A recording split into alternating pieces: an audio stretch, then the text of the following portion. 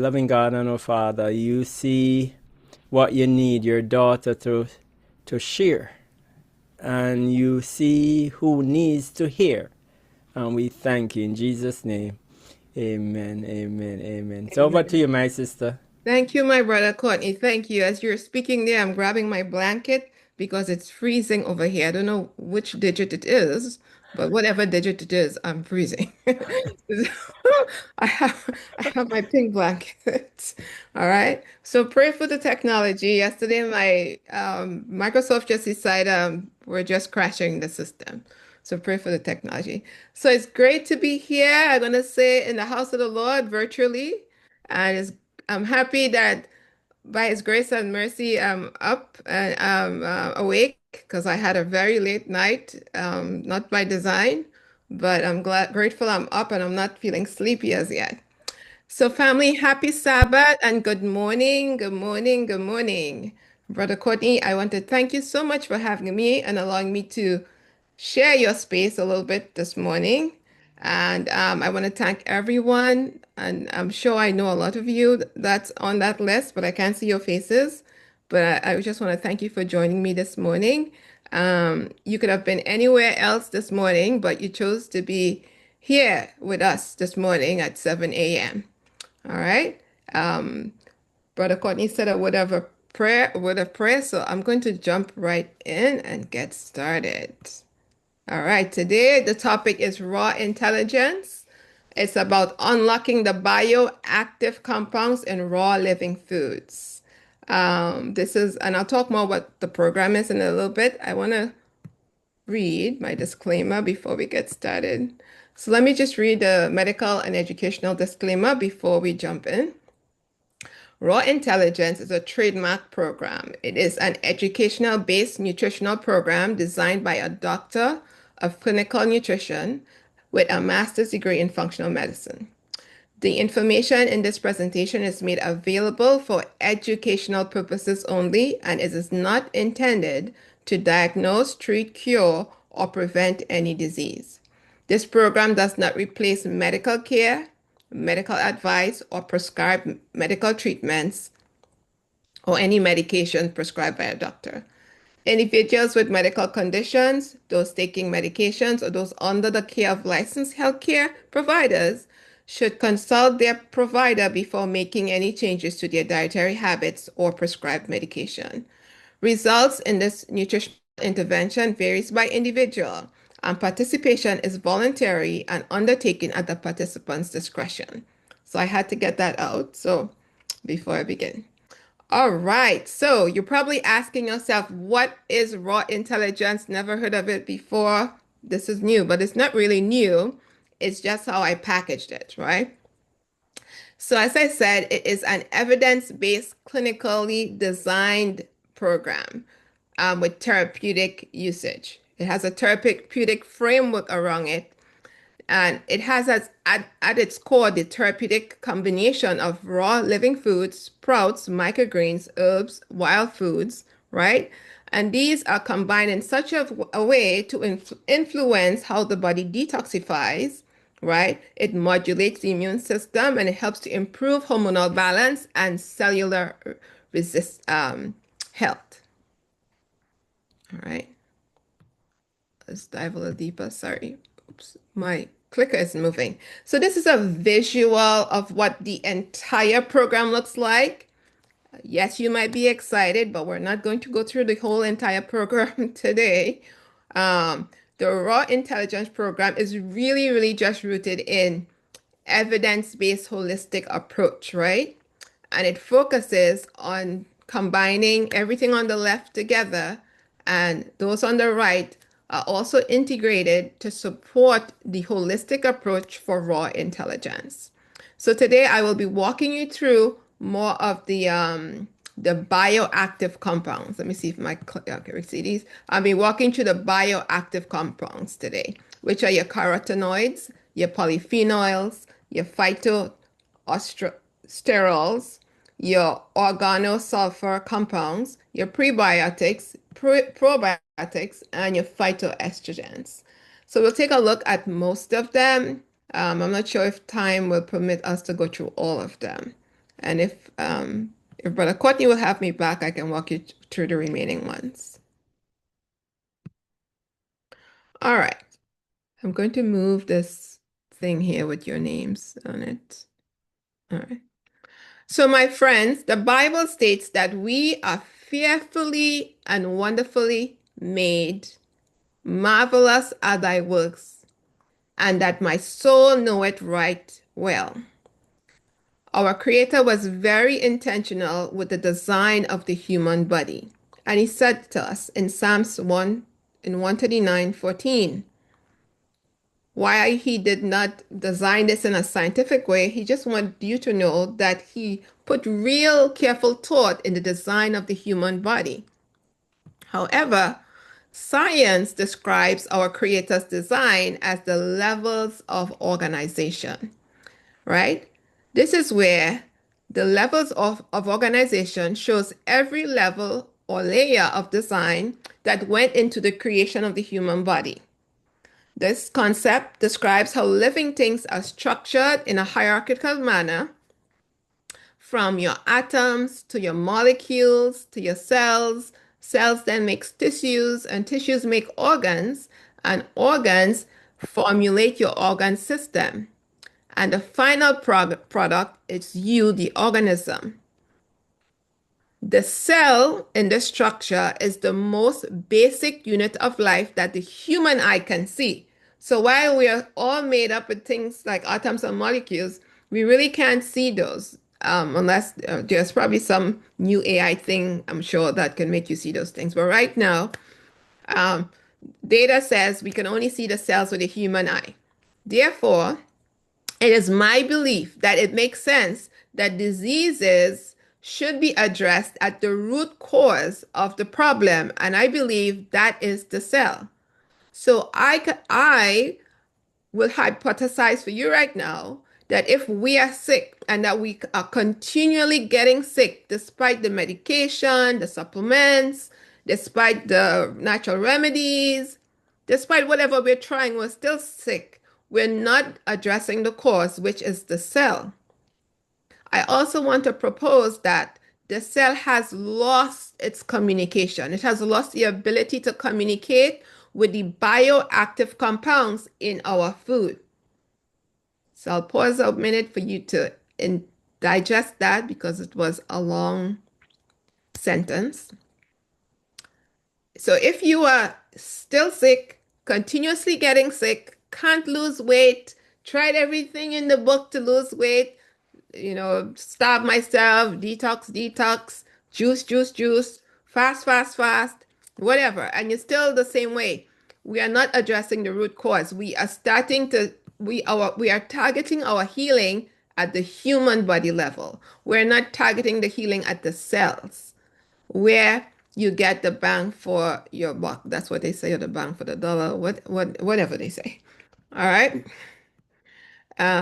So bioactive compounds, what are they?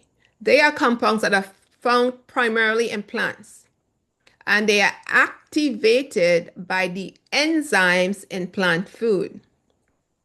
And some of these compounds are like your polyphenols, which you found in your berries, your herbs, your olives, your nuts and seeds, your carotenoids, another kind of bioactive compound, where you find them in foods that have yellow pigmentation or orange pigmentation or have red bright colors.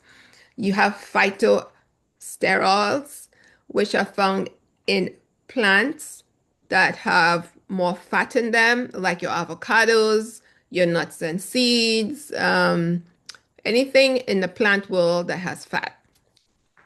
And then we have your organ sulfur compounds, foods from the cruciferous family, like your broccoli and your cabbages and your kales and your arugulas. Then we're looking at prebiotics. These are also active compounds, and these are the fiber that we use to feed the beneficial fibers in our gut that create the short chain fatty acids that go in there and heal up the gut and heal the gut wall. And then we have the probiotics that we get from our fermented foods, and those fermented foods have living organisms in them, things like yogurt. And then the estrogen, sorry, which are basically coming from your seeds, especially when we sprout them. And we have legumes and certain other kinds of sprouts. These are all bioactive compounds, and they all rely on bioactive signaling to function correctly. And what that means is that you cannot signal a bioactive compound with something that's dead. There's no signal happening, there's no current, no connection, right? We are alive human beings. We need alive things to put in our bodies to signal our cells to do certain things. Otherwise, we are causing miscommunication and wrong signaling is going on because we're putting things in in our bodies that should not be in there. And they're confusing the signaling that's taking place between our food and these bioactive compounds. And then these bioactive compounds are going and doing things in our bodies that they should not be doing, or not doing things in our bodies that it should be doing, because this right signal isn't coming in from the food, from the messengers that we are ingesting. And as I was just alluding to, food not only feeds the cell, but it instructs the cells via enzymes. And I'm sure you've heard about enzymes. It's all they talk about when we eat living foods. But it's not just about the food enzymes, it's about enzymes that promote signaling. These enzymes activate biocompounds that act as messengers transmitting information that influences cellular function, how your cell functions, gene expression, how your genes express themselves, enzyme induction, how the body makes its own enzymes, like your systematic enzymes, those that go around and heal the body, hormone modulation, immune pathway activation or suppression, like am I going to activate my detox pathway? Am I activating my pathway that promotes more antioxidant in our body, antioxidant defenses in our body, right? And these messengers also activate our detoxification, the ability for us to detoxify naturally. And I'll tell you this, sometimes we think we're detoxifying. We cannot detoxify our bodies. I know we are drinking juices, we're taking all this stuff, but you are not detoxifying your body. The body is wonderfully made. God has built in a detoxification system in our bodies so that the body can detoxify naturally. So, my friends, we really don't need to detoxify our bodies, but don't let me explain that. What we need to do is to provide the environment that will support the natural detoxification of toxins in our body. There is a process in our body called like a phase one and phase two detoxification process that toxins have to move through to be neutralized so that it will be excreted out of the body without causing cellular damage. So, what we need to do, because we cannot perfect God's work, we need to provide the nutrients, the type of food, the cellular communication, so that the body's natural detoxification process can work as intended by our God who built it into our bodies in the design. So you can say that these bioactive compounds are important in cellular behavior because they influence my cellular health, your cellular health. They are important for the both of us, right? So remember that term or those words, bioactive compounds. All right. So are all bioactive compounds damaged by heat? I would say no. They are not totally damaged by heat. However, heat changes how they behave, changes their role in the body.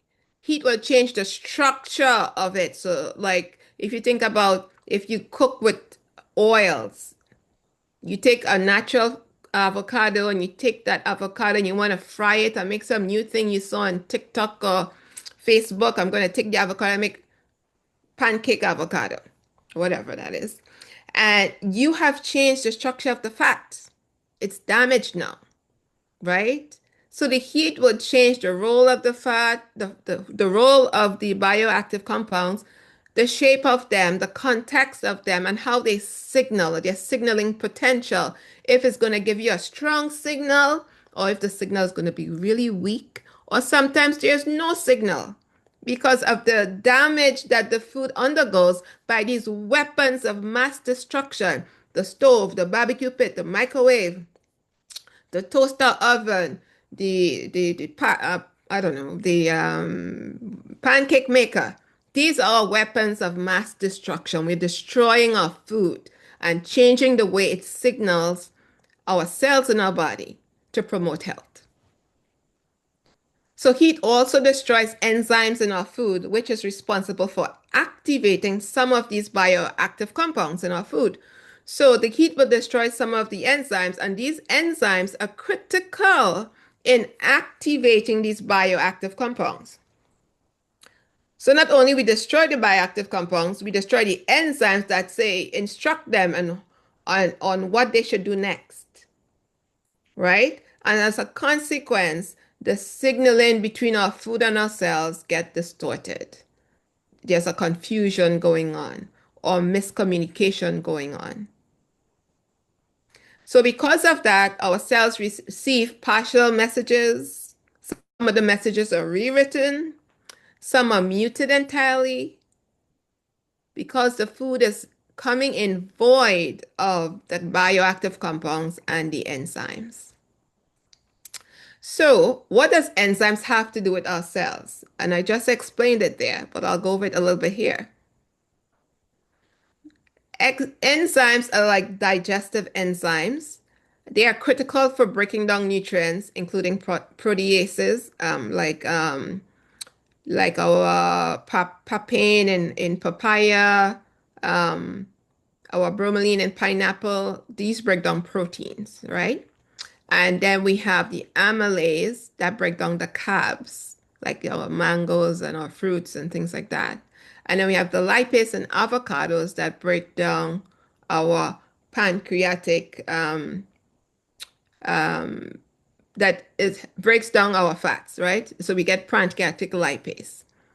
All right, but today we are going to focus on enzymes in raw living foods that unlock bioactive compounds, which are the key for cellular communication or sometimes referred to as cellular signaling. All right. We know that food enzymes, some of the studies show that food enzymes also help to reduce the digestive load from the digestive enzymes that are already in our bodies. So that's one benefit of having the food enzymes still intact in our food.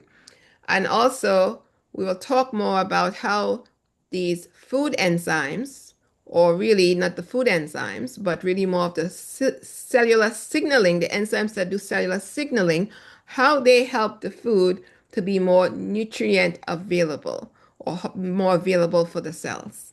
All right.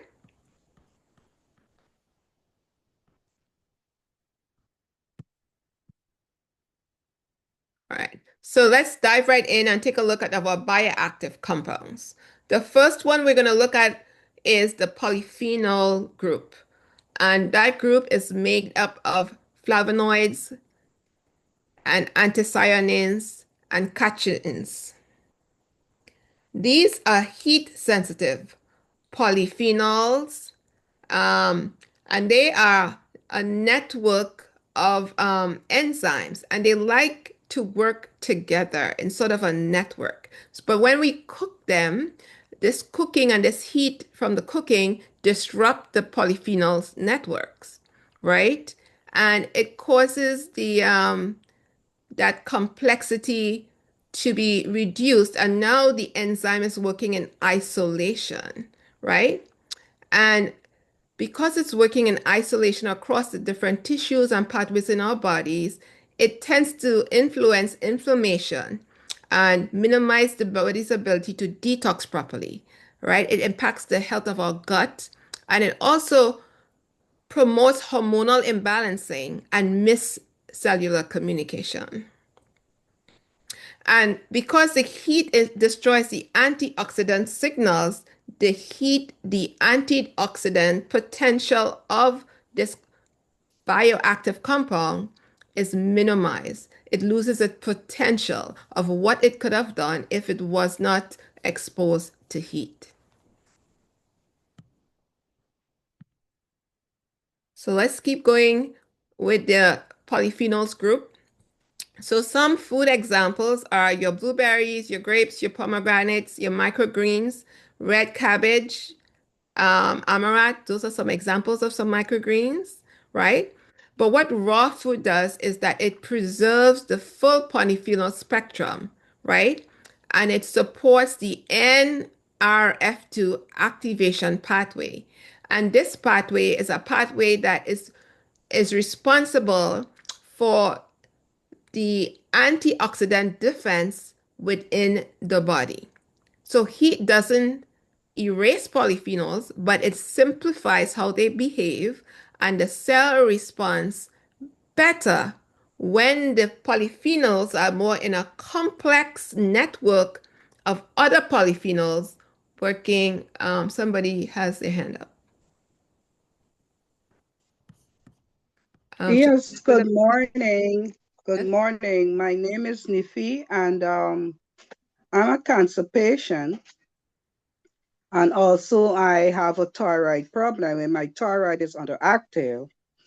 And at one time, I was using raws, but then the cabbage family is what I've been told that I should not use because of my thyroid.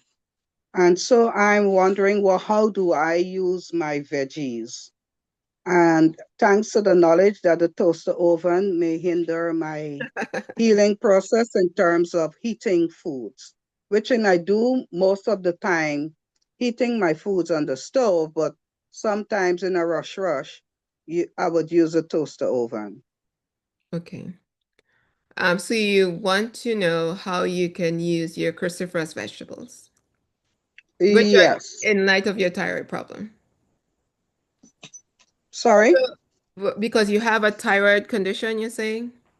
Yes, yes. And right now it's high.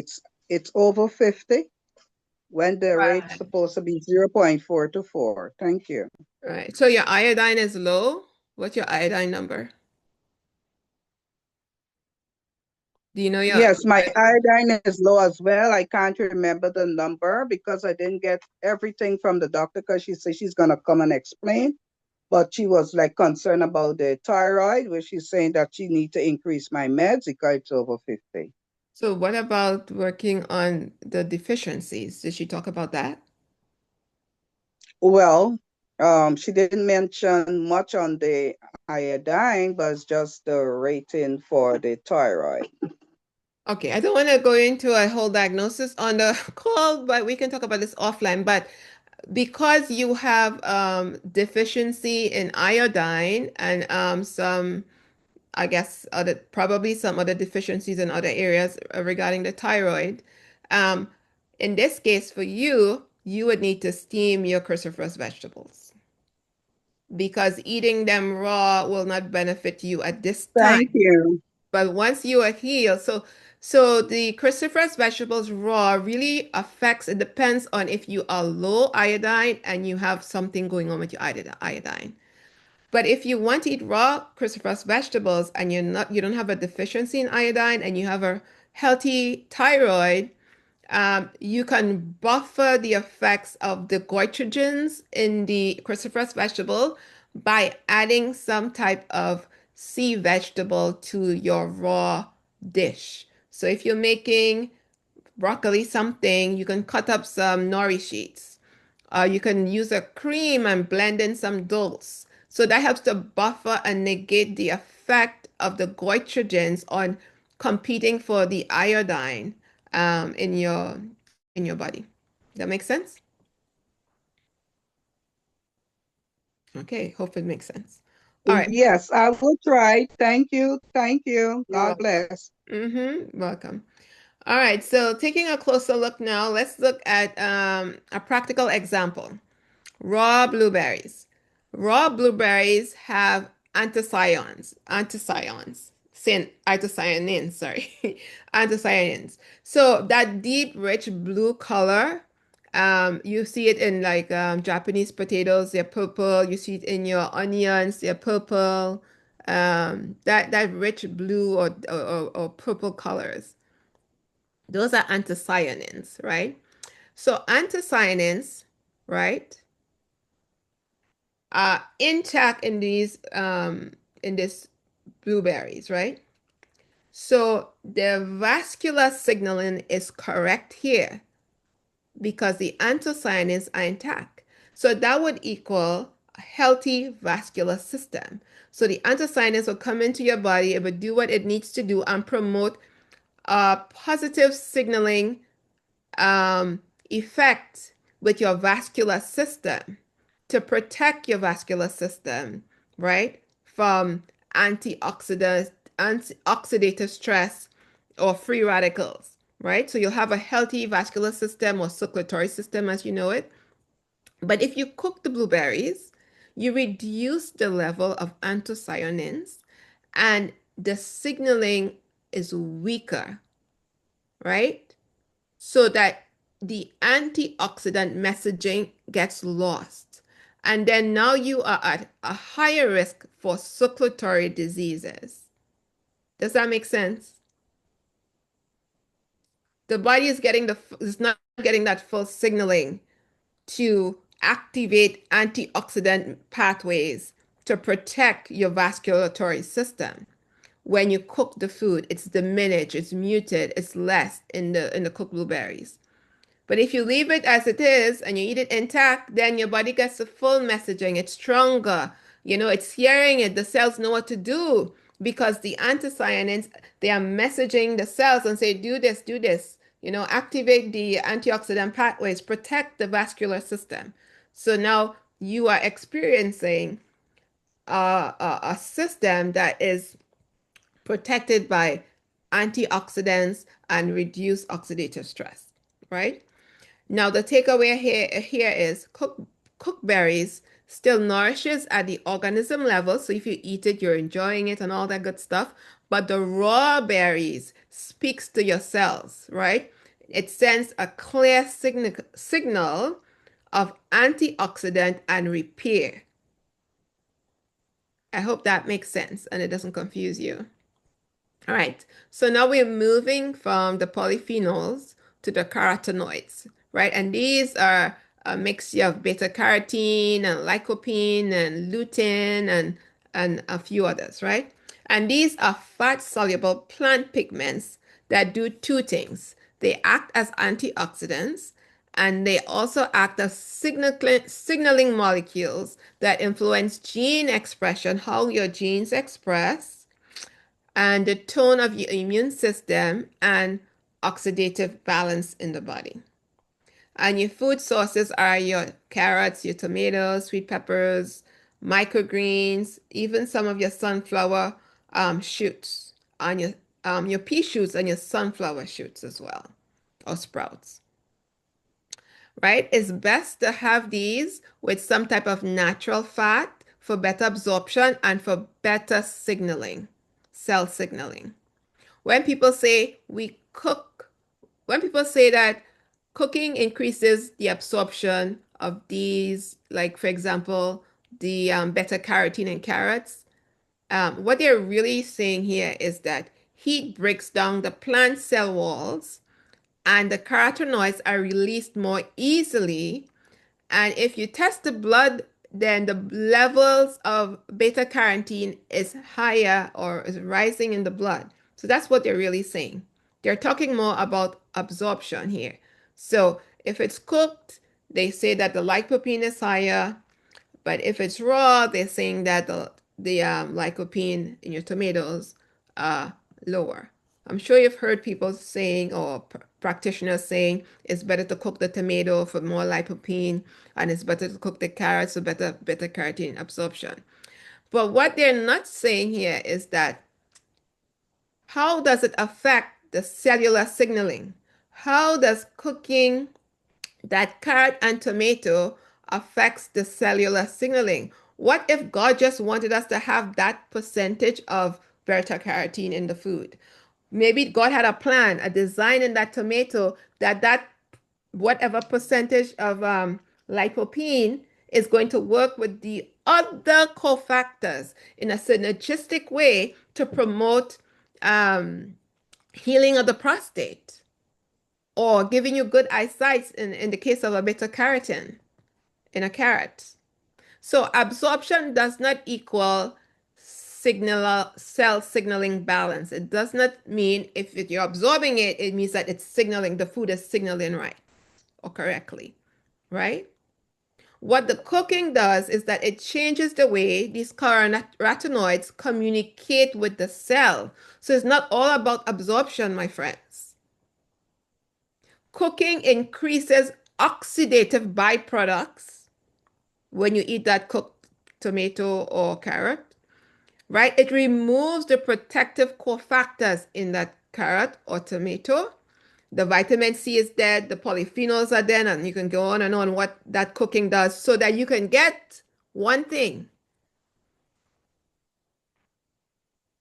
It shifts the carotenoids towards a single dominant signal. So instead, it's working synergistically to send a message to your cells. You've killed everything else. So do you think it's sending up the correct signal? It is not sending the correct signal.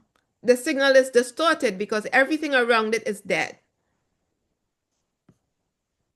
So raw food preserves signal balancing. It keeps natural carotenoid ratios intact, just the way God intended it to be in the food. Right? It keeps the synergistic balance with vitamin C and the polyphenols and the enzymes. You kill the enzyme in the carrot. How does the carrot know what to do? The compounds know what to do. Right? Raw food creates balance. Somebody has that balance signaling. It doesn't spike in the blood. So, for example, when you're increasing the concentration of the the beta carotene, it's like you're spiking it in the person's blood system. You're spiking it. It's causing an unnatural level of carotenoids to build up in the blood. So the signaling is not balanced. I'll take your hand in a minute, Sister Tyron. Oh, you need to put your hand down. Okay, in a minute. Give me a minute. Let me finish my thought. So over time, the body gets this message. Here's a lot of one message quickly, a lot of beta carotene, rather than the body hearing a message that's complex and it's coordinated and it comes over time with all of the cofactors in it. You know, the vitamin C, the polyphenols, the enzymes in the ratio that God has designed it for us to digest it. The takeaway here is that cooking helps the body take in more carotenoids quickly, but raw foods delivers them in a way that keeps the body's antioxidant system balanced. I hope that makes sense. Go ahead, Sister Tyron. Good morning, everyone. So, sister, you're basically letting us know that overall, especially if the body is sick already, cooked food is not helping us as if we would eat the raw foods. Yes, ma'am. Thank you. All right. Phytosterols. Let's talk about phytosterols. Phytosterols is another bioactive compound in our food that communicates with our cells. They are plant compounds that influence the body's cholesterol and cell membranes. I'm sure you've heard about cell membranes before. Sorry? Oh, okay, sorry. I thought I heard somebody ask a question. So yes, I was saying that these are plant compounds that influence the body's cholesterol and the cell membranes, right? They are called phytosterols. High heat, high prolonged heat denatures these plant sterols. And this alters the way they are signaling to our cells in our body. It causes oxidation and it changes how cells will now respond to the phytosterols. For example, raw sunflower seeds, they contain membrane that supports sterols and it's not denatured, right? But the roasted seed, the roasted sunflower seed, it is filled with oxidized sterols. And that is coming in with altered signals because the body don't know what to do with that. It's dead. We are living beings. Dead food is coming in. The signal is not there, or it's distorted, or it's mute, or it's low. Your body is trying to figure out what this thing is. What shall it do with it? Then it becomes a toxin. And then your body, after you eat this, your white blood cells increase because your body is seeing this as a toxin coming in, right? And then we start this thing called digestive leukosis, which happens after eating food, but it's higher in cooked food. It's so minimal in raw foods, but digestive glucosis is very high in cooked food. And the constant activation of your immune system is going to trigger autoimmune disease. Studies show that there is a significant degradation of plant sterols at high temperatures. So when we want to fry the food or cook in your whatever you do with the cooking oil, right? It is changing the structures of the food. It means that the natural biological structure of the fat has changed, right? In the seed, right? It has been altered by the heat. It becomes something that the body cannot recognize. And because of this, let me backtrack a little bit. Let me talk about the cell structure a little bit here. Now, if you think of a cell, most of you know what a cell is, and if you've been following me for a while on wherever, YouTube or TikTok or in some raw presentation, I always talk about the cell. And the cell has an outer layer, right? It has a fat-loving layer and it has a water-loving layer, right? The fat-loving layer is made up of our healthy fats, phospholipids, right? And if it doesn't get the right kind of fat, omega-3 fatty acids and the good healthy fat, it would lose the sensitivity. It will become rigid. It will become hard, right? Processed foods cause that. Cooked oils cause that, cause the damage. It would lose its ability for nutrients to move freely, the ones that should be moving in and out of the cell, to move freely across the cellular membrane, right? Studies show that there's a significant degradation in our cellular wall when we eat denatured, oxidized fats. So oxidized sterols may increase inflammation, and that's putting it very kindly, right? It will increase inflammation in our cells, right? When you have arthritis and all the itis, even diabetes is caused from inflammation, right? So with the inflammation, as I said, the cell loses its cell sensitivity. Even the fat around the cell becomes rancid due to the free radical damage, right? And a condition like this is the underlying cause or one of the underlying cause for various inflammatory diseases like heart disease, cancers, diabetes, arthritis. I'll give you a minute to think about your cell. Think about your cells and how it's made up of that nice fatty layer there, right?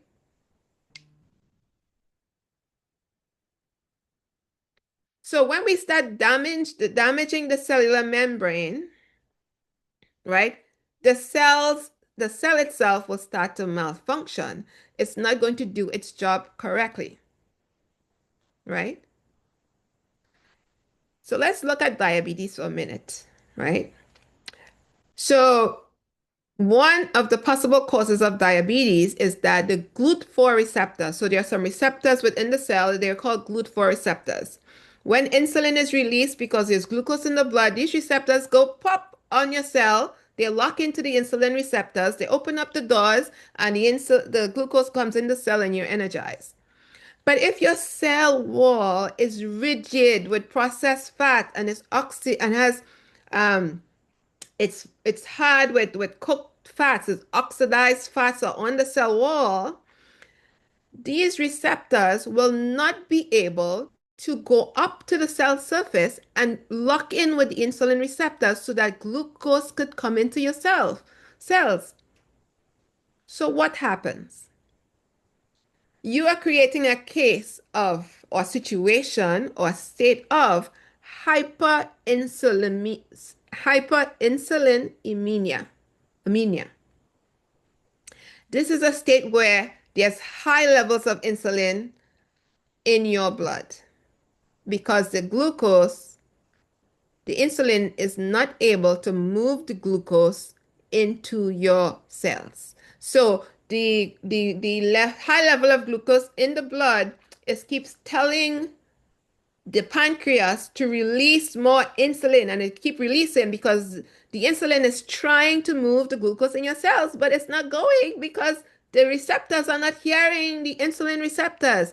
So constantly the pancreas keeps going, and then you stress your pancreas out for one, and then you start to build a situation where you're setting yourself up for diabetes type 2. So studies suggest that hyperinsulinemia is the precursor for diabetes type 2. And high insulin levels may lead to weight gain, high blood pressure, and an increased risk for cardiovascular diseases. And I don't think a lot of doctors test for hyperinsulinemia.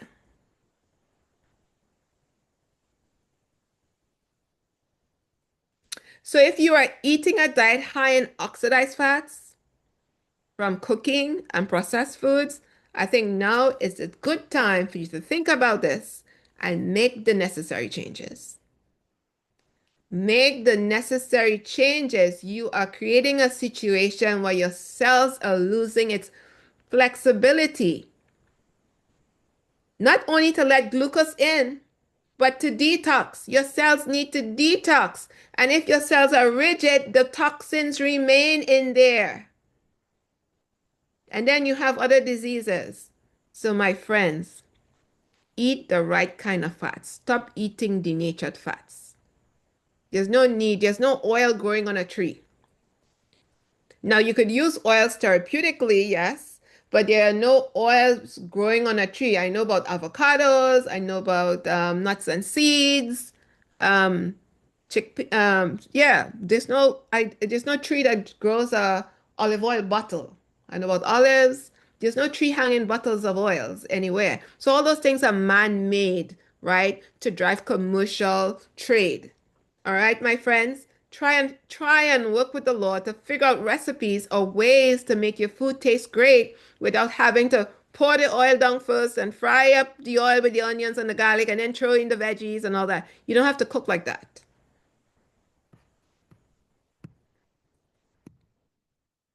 All right, we're on to the other.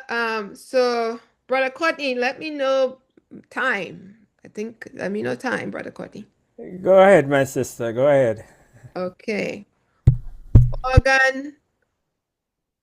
Organosulfur compounds. So this is our next compound that we're going to talk about.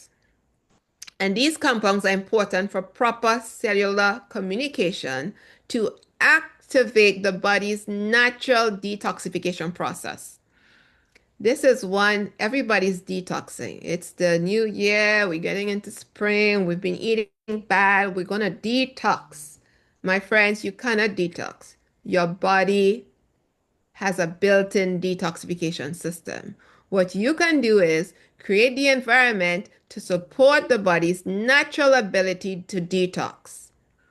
And some people think they're detoxing with just juicing. Oh, I was supposed to put in here a picture of how the body detoxes.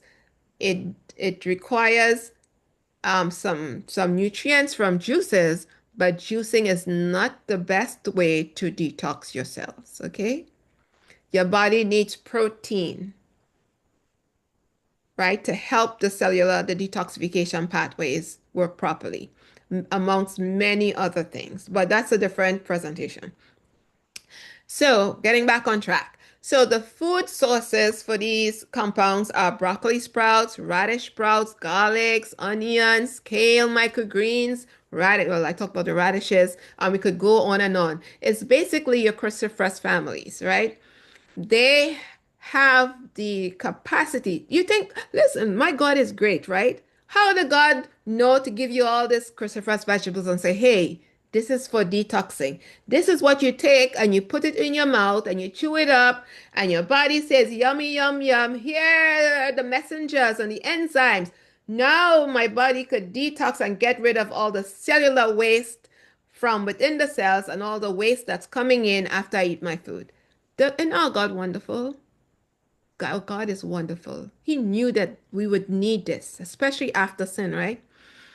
So, these food contain sulfur compounds that require enzymes to activate them into a message that the body can understand, right? So, sulfur compounds are stored in plants in an inactive form. These plants also contain natural enzymes. When the food is chewed or chopped or sprouted, the enzyme activates the sulfur compounds, right? So it's the activation step which promotes the real healing, promotes the real health signaling, that activation step,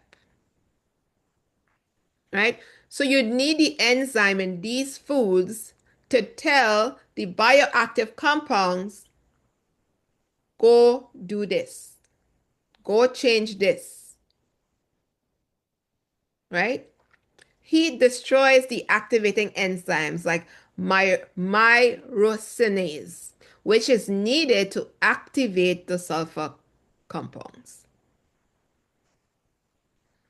right? One of these sulfur compounds is called sulforaphane, which is reduced when we heat the food. Sulforaphane, sorry, I bit my tongue a minute just now. Sulforaphane is important for fighting cancer, boosting antioxidant levels, detoxifying excess estrogen, and reducing the inflammation in our bodies, amongst other health benefits, right? When you eat food void of these natural enzymes, the myrosinase, your body cannot create the sulfur compound that is needed for detoxing and removing the waste that is in our bodies, which will put you at a higher risk for various diseases. Heating the food weakens the NRF2 detoxification signaling pathway. And this signaling pathway is important for that phase 2 detoxification I mentioned before, where it neutralizes carcinogens and xenobiotics. Right? The body says, I can see the sulfur compound, but I don't know what to do with it. When we destroy the enzyme in the living food.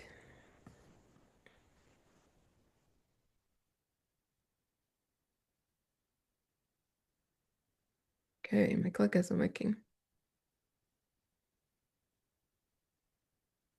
So it's really not good enough that the sulfur compound is just present in the food, right? The sulfur compound need to have that enzyme to turn it into an active messenger, right? So foods like broccoli sprouts, right, are eaten raw. When it's eaten raw, the enzyme is intact and the message is very clear to the cells, like what it is the cell need to do when it interacts with these bioactive compounds.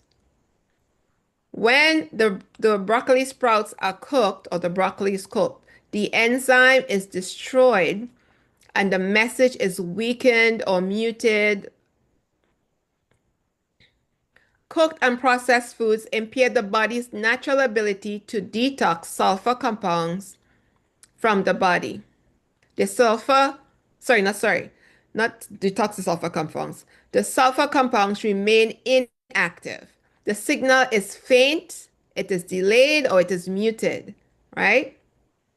And the detox activation in our bodies is not optimal. The body loses its natural ability to detox and release toxins, right? So detox pathways are impaired. My friends, detox isn't forced, like how we are forcing ourselves to drink the juice and do this to help our bodies detox. Detox isn't forced. The body will release toxins when it is given the right environment for it to detox. And when it's given clear instructions from our food to support the detoxification pathways. Remember, our body is in the business to survive. It will try to survive at all costs. So the body is not going to release toxins into the blood if you don't have the level of antioxidants in there to protect it from damage. It is going to hold on to the toxins.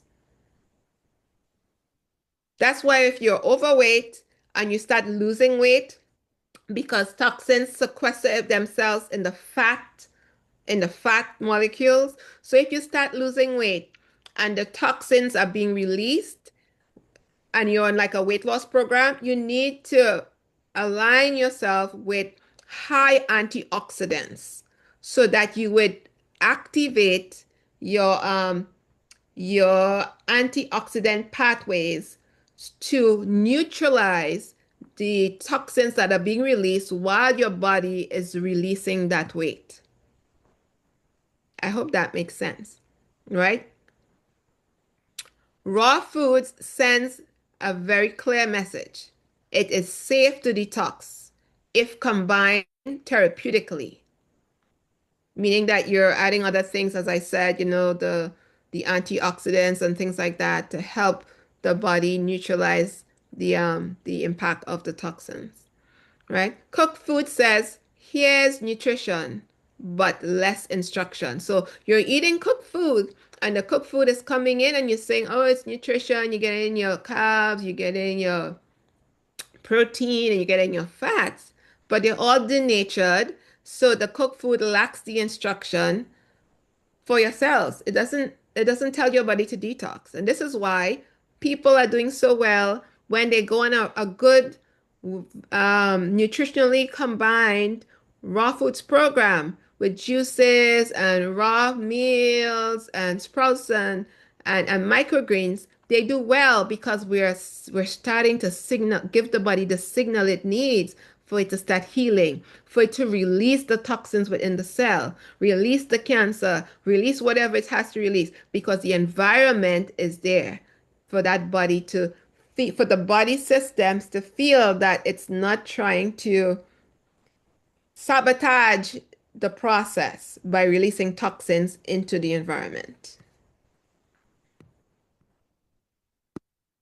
All right. Let's take a look here at our phytoestrogens. They are hormone modulators. Some of our food sources are flax seeds and sesame seeds, sprouted legumes, alfalfa sprouts, even clove sprouts. Heat and cooking disrupts the communication by removing other protective compounds when cooked, like the polyphenols. And polyphenols are sensitive to heat. So even if you cook those items, let's say you don't destroy them, the polyphenols are gone. So then what happens? The signaling, the communication becomes mixed or muted or disrupted. So here's what happens. We're going to use soy as an example, right? Giving a practical example using soy.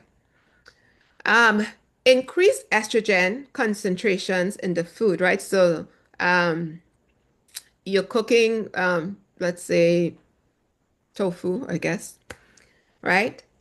So you're increasing the concentration of the estrogen in that meal, right? So remember that estrogen is building up in your food and in your body, but there's a mismatch in terms of the detox support to remove the estrogen in your body. Because remember, when you cook that soybean or whatever, the tofu, right? You are weakening the fiber structures. You are destroying the polyphenols, right?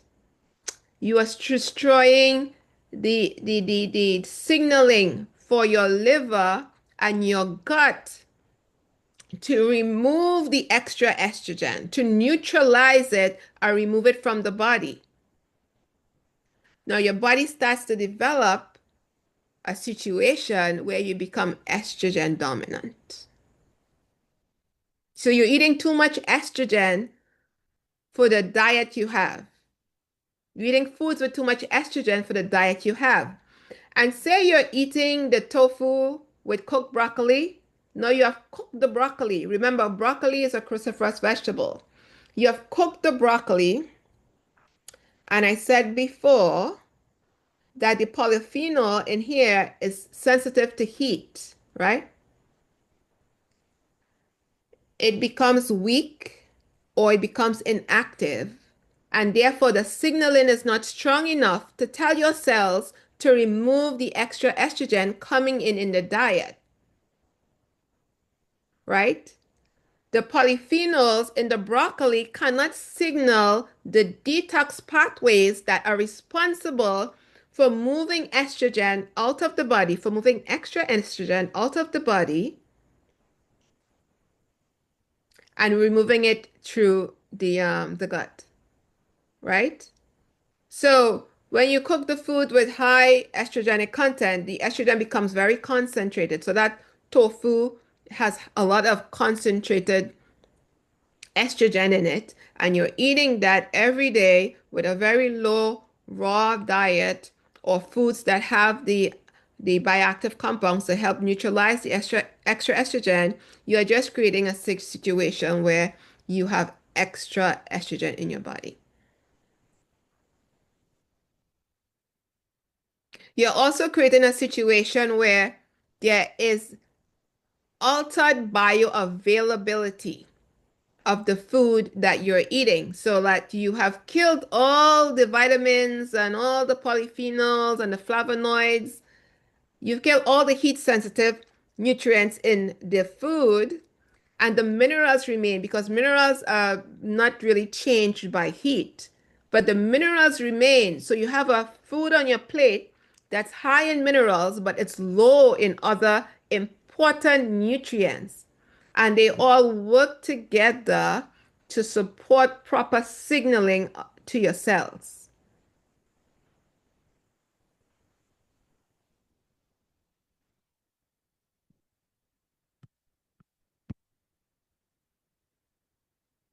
My friends, we have an original diet.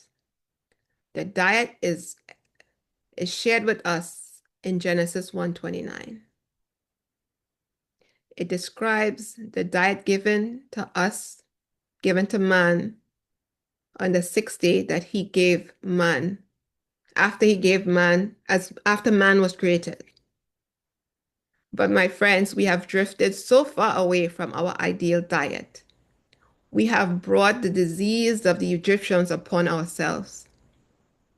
Exodus 15:26 says, "If thou will diligently hearken to the voice of the Lord thy God, and will do that which is right in his sight, and will give ear to his commandments, and keep all his statutes, I will put none of these diseases upon thee, which I have brought upon the Egyptians. And if you do research, you can see the diseases of the Egyptians is the same diseases today. They may have different names. Go do some research.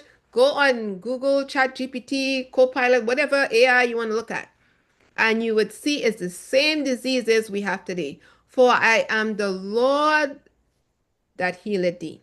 God has told us what to eat. He, in his wisdom and his loving kindness and mercy, has put technology in our food. Enzymes, bioactive compounds to work together to tell our bodies detox, regenerate, keep balance hormone system. But we alter the signaling when we expose this food to high temperatures or when we eat a diet filled with processed food. Even all this fake meat and fake tofu, burger, whatever you want to call it, look-alike of a chicken or turkey or whatever you make, the signaling is distorted. The communication between the food and our bodies does not match. We are living beings. We need living nourishment so that the biological communication can take place the way our Creator has intended with the diet He's given us in Genesis 1:29.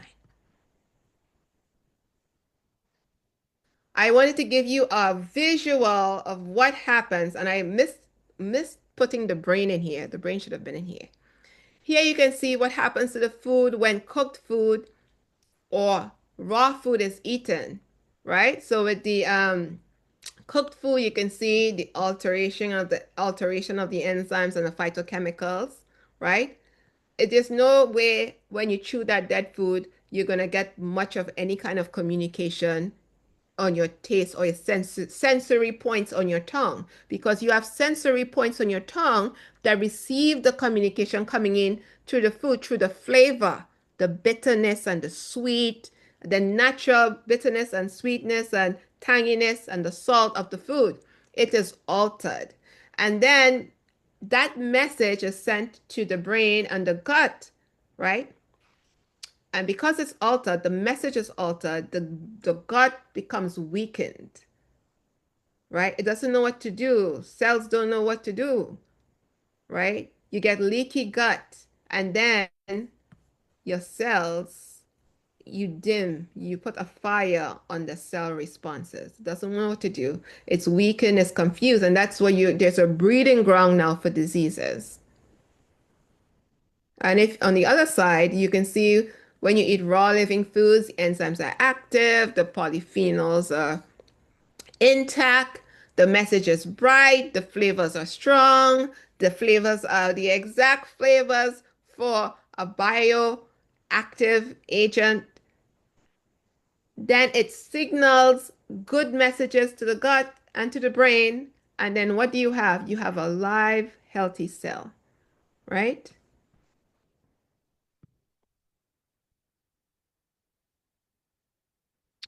So I'm going to share with you one of it's not a protocol, but it's the way raw intelligence utilizes bioactive ingredients in raw living foods to prescribe a care plan or a protocol that will work for someone. And in this case here, it's overweight adults, people trying to lose weight, right?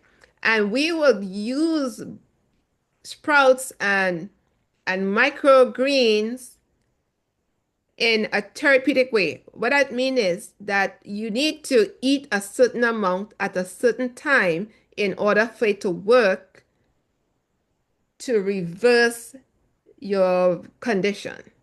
So that is what we do in raw intelligence, using the intelligence built into the food to help reverse your medical situations or health challenges, right? So this is an example. There are other things that we work with.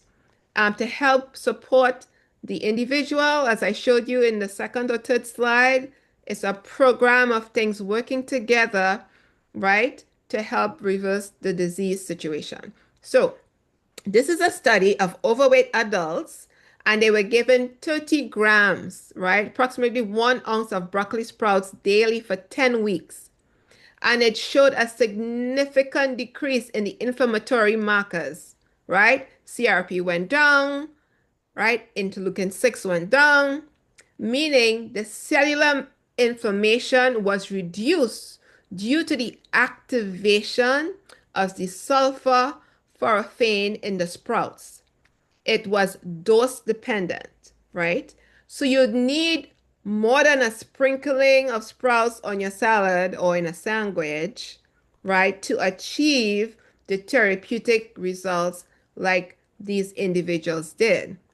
So your therapeutic target is usually around 50 to 60 grams of broccoli sprouts daily, right? Because this has been shown clinically to be linked to our phase 2 enzymes, actually the activation of our phase 2 enzymes, which is part of the whole detoxification process, right?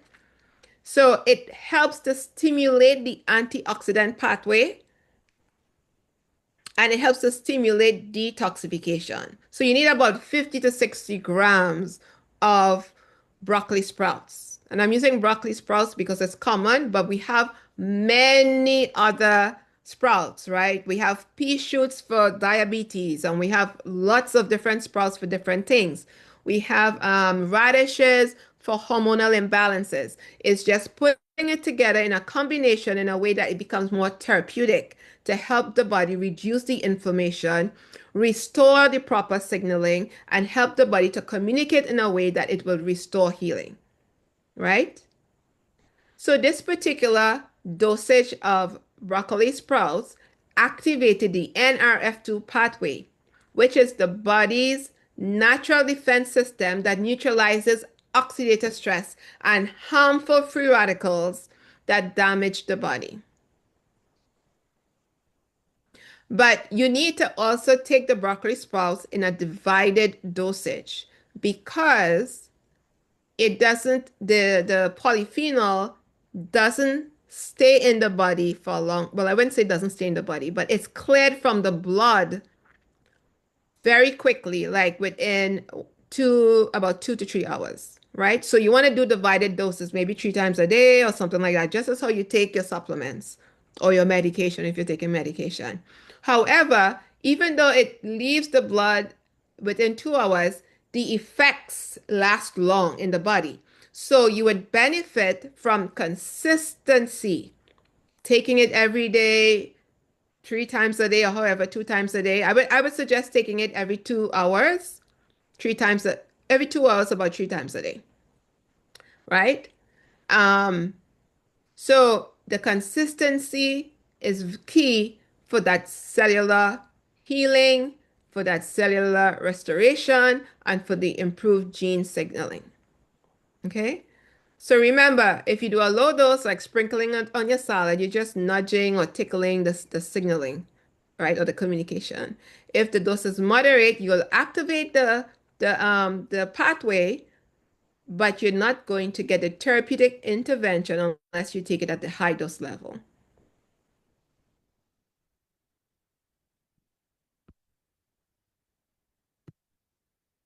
And I'll tell you this also, there are studies out there, or I came across a couple studies showing that when we consume cooked food, right? So when we cook the food, so let's say you cook grains, right?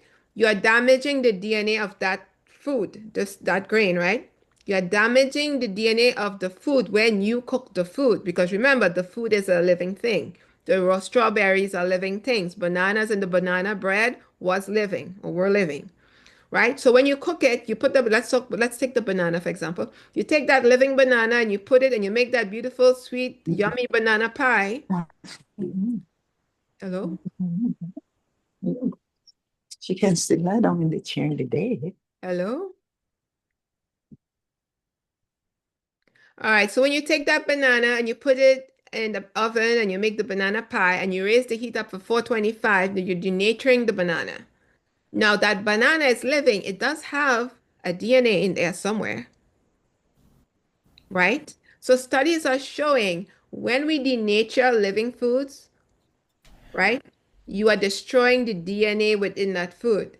And then when you consume that food, you are consuming denatured DNA of a live food.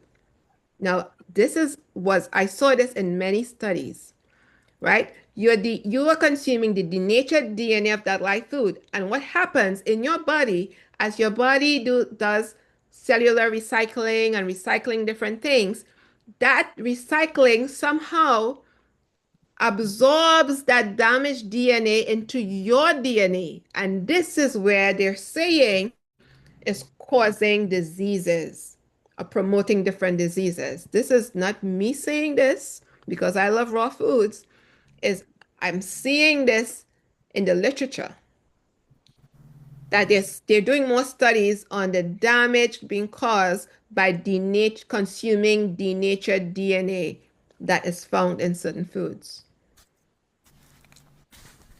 All right, so in summary, living foods support biological active signaling, right? That have the intelligence to turn on or off various pathways in the body. While cooked food or processed foods, they mute the signaling, resulting in a weakened ability to carry out certain cellular functions. This is why people experiencing wonderful results, as I said, when they go on a raw food program that is nutritionally balanced. And this is why your doctors tell you, they know, eat more fruits and vegetables. They know what it does. They just don't even know the wisdom in the food that God put in there, right? So it's that communication, that synergy in the food when it's intact, right?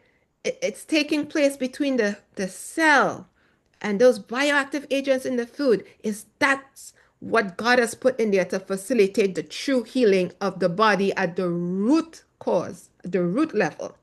Otherwise, you keep taking supplements, you keep taking medicine, you keep taking whatever. My friends, my call to you, my call to action to you is that I want you to eat more God-given food. Eat it in the form that God has given it to you. Experience the blessing. And if you don't know how to prepare them in a way that is wonderful, check out my 21 days challenge. It's on YouTube. It's free. And I haven't made a smoothie there yet or a salad. I've made real food, balanced and nutritionally sound that you could incorporate. You can start with one meal and work your way up. And you can let me know if it tastes good or if it tastes bad. And what I want to leave you with is that raw food makes sense, not because we eat a lot of them, but because your body understands them. Your body could communicate with them because you say like we're on the same page. Raw food and your bodies, they're on the same page. Cooking doesn't erase all bioactive compounds, but it changes their messaging. So people would say, well, cook raw food, enzymes is destroyed in your stomach, but there is some science showing that before your food gets to the acid part of the stomach, the signaling is already taking place on your tongue, in your mouth. This is why you need to chew your food completely down your esophagus and at the top portion of your stomach. Raw living foods preserve fragile signaling compounds that tell the body it's safe to repair, it's safe to regulate, it's safe to detox and regenerate. Psalms 138 says, 14, verse 14 says, I will praise thee, for I am fearfully and wonderfully made. And I'll leave that with you. And I want to thank you so much for having me. And if you have any questions, no hard ones, okay? I'm open for questions right now. All right. Thank you, Dr. Natalie, for that in-depth cellular exchange. We see why you call it raw intelligence. We cannot call it RI, right? We know about AI. Why not call it RI? And so thank you for that. We are here to take some question. We're gonna take some question. Yes. And just a minute, raise your hand. Just a minute, Sister Linda. Natalie, just a minute.